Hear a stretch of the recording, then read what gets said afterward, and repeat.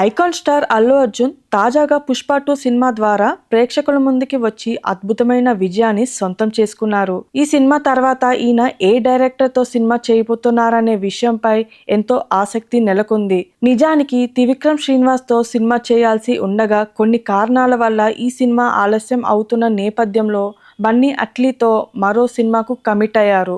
ఈ సినిమా ప్రస్తుతం pre production పనులను జరుపుకుంటుంది. ఈ సినిమాని పాన్ ఇండియా స్థాయిలో సన్ పిక్చర్స్ సంస్థ భారీ బడ్జెట్ సినిమాగా ప్రేక్షకుల ముందుకి తీసుకురావడానికి సిద్ధమవుతుంది. ఏప్రిల్ 8వ తేదీ అల్లు అర్జున్ పుట్టినరోజు సందర్భంగా ఈ సినిమాకు సంబంధించిన అప్డేట్స్ విడుదల చేయడానికి అన్ని ఏర్పాట్లు కూడా చేసినట్టు సమాచారం.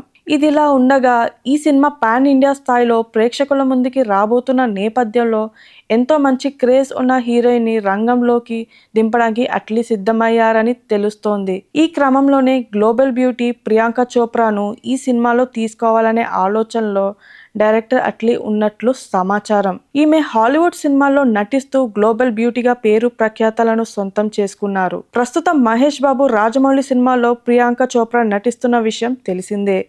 ఈ క్రమంలోనే ఈమె బన్నీ సినిమాలో కూడా నటించబోతున్నారంటూ వార్తలు వస్తున్నాయి.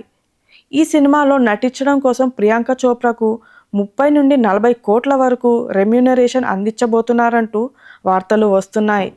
మరి ఈ వార్తలలో ఎంతవరకు నిజముందో తెలియదు కానీ ఇది మాత్రం వైరల్ అవుతుంది.